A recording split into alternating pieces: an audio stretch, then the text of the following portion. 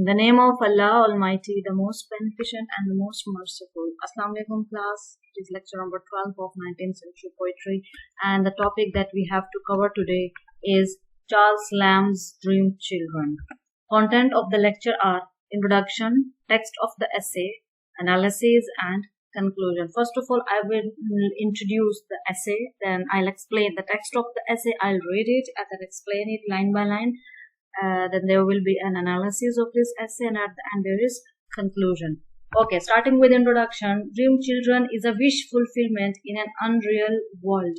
Poet Charles Lamb, he had a wish and he wanted this wish to be fulfilled in this world which is unreal.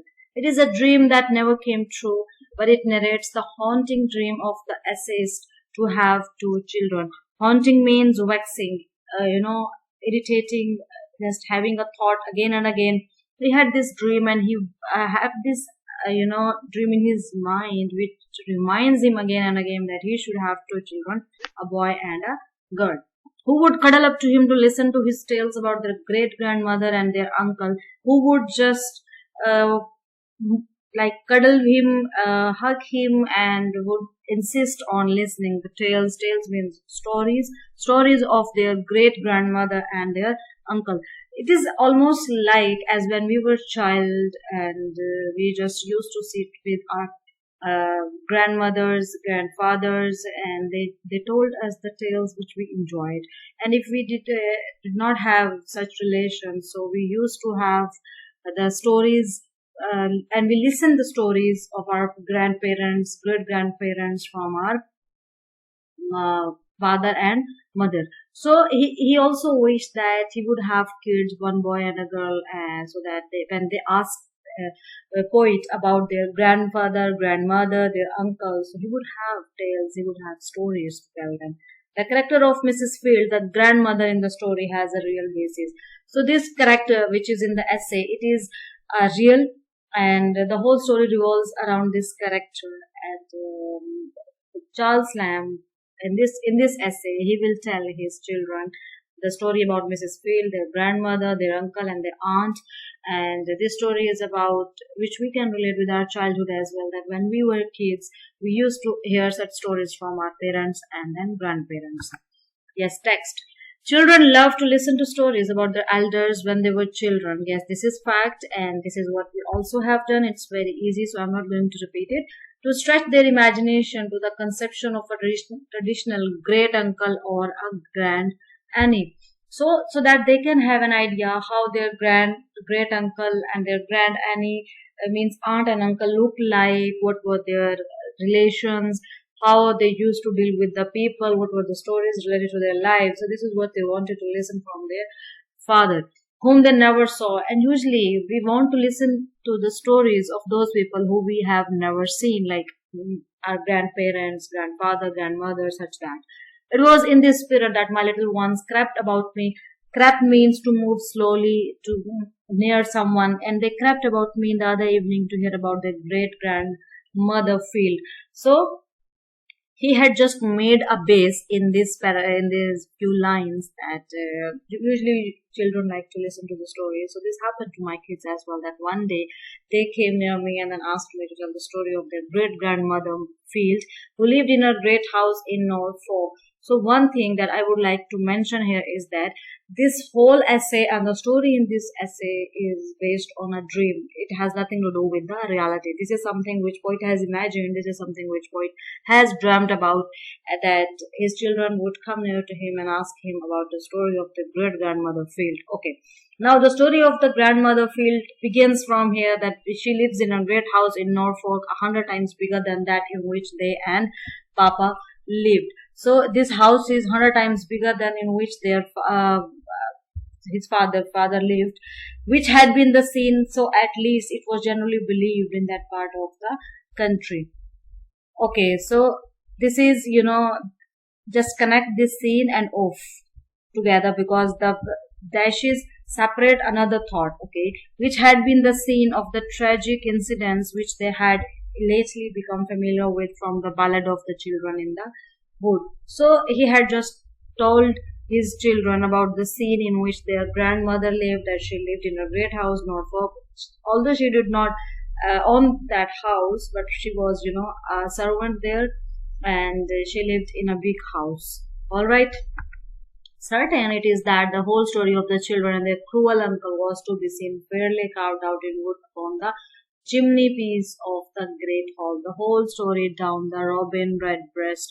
Okay, here poet is telling about the places where the events took place, where the places that he will use in order to narrate his story, that this event happened there, this happening or this incident happened there. All right, so he is telling us the places, like the whole story of the children and the cruel uncle was to be seen fairly carved out in wood, means in jungle, upon the chimney piece of the great hall. There was a great hall, above that there was chimney, and from chimney the whole forest was visible. The whole story down to the Robin Redbreast, it is visible. The story moves down to the Robin Redbreast, till a foolish rich person pulled it down to set up a marble one of modern invention in its stead, with no story upon it. Okay, so it was a place, Robin Redbreast, it was a place where his great grandmother, that was Phil, used to work. So there was a foolish rich person who owned that house, and he just set up a marble one of modern invention in its stead. Stead means the place with no story upon it. So then there was no story because everything was demolished later on. Here Alice put on one of her dear mother's looks too tender to be called upbraiding. Just keep one thing in mind. Alice here represents the narrator's wife. All right. So children, since he had children in his dreams, so children will also ask about their mother, and their mother is Alice. Just remember that. Okay. So one of her dear mother's looks too tender to be called upbraiding. Alice had the looks of her dear mother, and whatever she did, she could not be scolded. Upbraid means to scold. Okay, then I went on to say how religious and how good their great grandmother Field was, how beloved and respected by everybody. She was very much respected and she was beloved, like for everyone. Though she was not indeed the mistress of this great house, but had only the charge of it. It means that she was one of the servants and she had charge of it. She had to take care of the house where she worked. And yet in some respects she might be said to be the mistress of it too, committed to her by the owner. So in some respect it could be said that she was also the owner of or mistress of the house, means the one who sets house, because she was committed there by the owner, who preferred living in a newer and more fashionable mansion which he had purchased somewhere in the adjoining country. Adjoining means near country whose border, is attached to your country, the parallel country, you can say. So the master of that house, the owner of that house, he just moved and shifted to another place where he purchased a fashionable mansion. Mansion means a villa, a house, and near another country. But still she lived in it in a manner as if it had been her own, and she lived there as if the house was her own, and kept up the dignity of the great house in a sort while she lived. And she also kept up the respect for that house, which afterwards came to decay and was nearly pulled. Later on, this house was pulled, it was demolished. Okay, and all its old ornaments stripped and carried away to the owner's other house, where these were set up and looked as awkward as if someone were to carry away the old tomes that had been lately at the abbey and stick them up in the Lady C's tawdry gilt drawing room. Here John smiled, as much as to say, that would be foolish indeed. Since that house was demolished, so everything in that house where his great grandmother used to work, that was shifted to another house in the owner's another house that was made at a distance in another country. And he want to say that whatever there was, like tawdry means cheap, golden drawing room, so whatever was shifted, it did not suit there. So here John smiled, and as much as to say that would be foolish indeed. It was a foolish decision to shift everything. And then I told how when she came to die, her funeral was attended by a concourse of all the poor and some of the gentry too. Funeral means dead ceremony.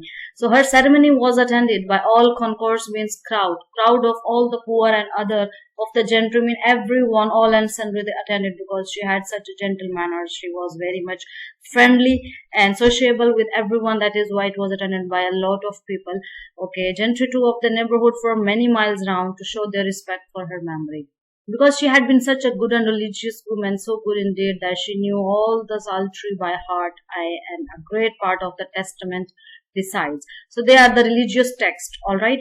So she remembered these religious texts by heart. That is why she was liked by people. She was good as well as a religious woman. Here little Alice spread her hands.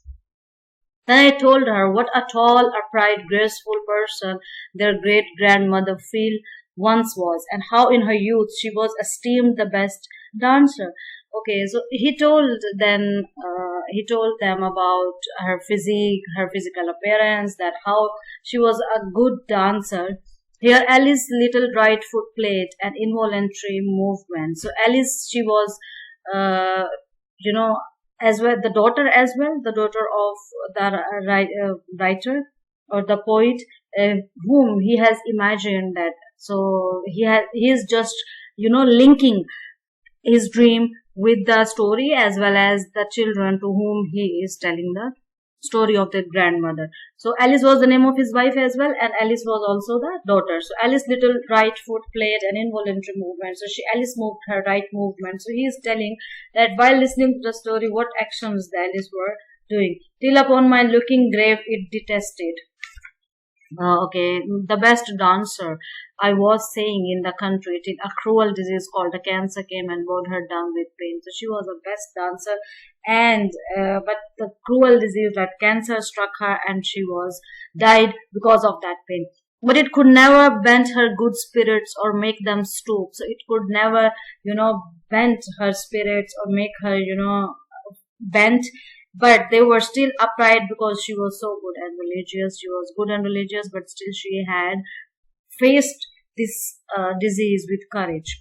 Then I told how she used to sleep by herself in a lone chamber of the great lone house. So there was a great house where she lived. She was in charge of that house. So she used to live in the lone chamber, the lonely chamber of the house, and how she believed that an apparition of two infants was to seen at midnight gliding up and down the great staircase near where she slept. But she said, okay, apparition means ghost, the ghost of two infants. So she once saw a ghost of two infants, and these two infants were actually the kids, the children, the imagined children of the poet. So she saw them, and they were moving down the great staircase near where she slept. But she said, those innocents would do her no harm. And she used to say, okay, let them come near me and they will do nothing. They won't harm me. Rather, I will be happy when I will be with them, like with the kids. And how frightened I used to be, though in those days I had my maid to sleep with me, and said that I used to be frightened of the ghost, and I used that, and I was scared of this ghost. But my grandmother, she was not afraid of them. Okay, so Enid means soul. So how fright soul I used to be, though in those days I had my maid to sleep with. I was so frightened that I used to have my maid sleep with me because I was never half so good or religious as she. And yet I never saw the infants. Here John expanded all his eyebrows and tried to look courageous. So John is actually the speaker who is telling the story, the imagined story of his two children in this essay, and he says that Field was his grandmother, while the great grandmother of his kids. Then I told how good she was to all her grandchildren, having us to the great house in the holidays, that she was the grandmother of John. Field was the grandmother, and she used to have them at a great house in the holidays, where I, in particular, used to spend many hours by myself gazing upon the old bust of the 12th Caesar that had been emperors of Rome till the old marbles head would seem to live again, or I to be returned into marble with them. How I never could be tired with roaming about the huge mansion with its vast empty rooms and with their worn out hangings, fluttering tapestries. Fluttering means moving tapestries. These are the hangings. Hanging means curtains, and carved oaken panels with the gliding almost rubbed out. So here poet wants to tell us the situation, the scene when he used to visit his grandmother in that great mansion, and where he found the books of the Caesars, the emperors, as well as, there was a marble. The house was made of the marble, and marble was also worn out, and there were empty rooms, there were hangings, there were fluttering tapestries. Okay, sometimes in the spacious old-fashioned gardens, which I had almost to myself, unless when now and then a solitary gardening man could cross me, and how the nectarines and peaches hung upon the walls. Now he is erecting a picture, he is painting the picture of the garden where there were trees of peaches, there were fresh juice fruits, and fruits with many fruits having juices, okay, without an ever offering to pluck them, because they were forbidden fruit unless now and then, and we were not allowed to pluck them because they were the property of that master. And because I had more pleasure in strolling about among the old melancholy looking yew trees, or the firs, and the picking up the red berries and the fir apples, which were good for nothing but to look at, or in lying upon the fresh grass with all the fine. And he says everything was just perfect there, because there was greenery, there were trees of many kinds, there were fruits, and everything that was there, it is still in my memory, and I can recollect it, refresh it with happily. Or in lying upon the fresh grass with all garden smells around me, or basking in the orangery, till I could almost fancy myself ripening too long with oranges. Fancy means imagine. I can imagine myself ripening, that I was ripening with oranges as well, and the limes in that grateful warmth, or in watching the days that darted. Days means, the plants that darted to and fro, moving to and fro in the fish pond at the bottom of the garden, with here and there a great sulky pipe hanging midway down the water in silent state, as if it mocked at their impertinent friskings. Frisking means impertinent, unimportant search. So I had more pleasure. So this is the description of the garden. I had more pleasure in these busy idle diversions than in all the sweet flowers of the peaches. So there were busy idle diversions. You just keep on moving from one place to another, and you reach nowhere. So that was a thing of pleasure, that I used to enjoy such movements. Then I enjoy the flowers of peaches, nectarines, oranges, and such like common baits of children. Bait means annoy someone. The children used to annoy uh, other people because they just, they are naughty. Here John slyly deposited back upon the plate a bunch of grapes, which, not unobserved by Alice, he had meditated dividing with her, and both seemed willing to relinquish means enjoy them for the present as irrelevant. Then in somewhat a more heightened tone I told how, though their great grandmother loved all her grandchildren, yet in a special manner she might be. Then I told how good she was to all her grandchildren. So this is the description of the garden where his grandmother used to work, and there's a description of the oranges, the nectarines, peaches. All right. So he also told that when I was having a bunch of grapes, Aleph also noticed it and willing to enjoy them with me, but it was somehow irrelevant. And yes, then I told how good she was to all her grandchildren, and he told his kids how good she was. Okay, so this is just the selected text of the essay. So this is actually the gist of the essay, that there's a dream. Its dream is about, imagined children that the poet wanted to have, and because of these children, uh, and he has imagined that children used to ask for the stories when they are kids, so he has narrated a story of his grandmother. Okay, here we have the analysis. Dream Children is a formally unique essay channeling the logic and flow of a dream, and a series of long sentences of strung together phrases and no paragraph breaks to be found. Yes, in the last slide we have found it. There was a long paragraph, there was no break, there was extra detail, there was, a description of the garden, of the way he was enjoying the fruits, everything. Lamb deftly means skillfully, uses these stylistic conceits, stylistic comparisons to pull the reader into a reverie. Yes, reverie means in memory. He wanted to, or daydream, so he wanted to pull the reader in a dream with him. Creating a sense of tumbling means unstable through this dream world with its series of Dovetailing tangents. Dovetail is arrangement and tangents mean lines. So there are separate lines of arrangement the way he had described the scene. In fact, the essay could prove confusing and hard to navigate until the reader gets to the end when with the savvy twist, with a different twist, Lamb explains the formal oddness of the yarn he has been spinning all along. So there's some kind of oddness that we find at the end of the essay, and also it is there in the end that we find out what this story is all about. We are ripped out of this odd dream state into the most familiar state Lamb can be found in sitting next to his sister. So this was the odd dream state in the most familiar state Lamb can be found in. Yes. Next we have, to some extent, this piece blurs genre lines between essay and fiction. Yes, sometimes we feel that this is a fiction, it is unreality, while essay is based on something which is, so somehow, to some extent, it is real. So there is a genre line between essay and fiction. Commonly, we understand essays to be work of non-fiction, but in this one, Lamb uses his typical interior-facing autobiographical approach to make room for a fictional narrative. So this is what is, this makes it autobiographical.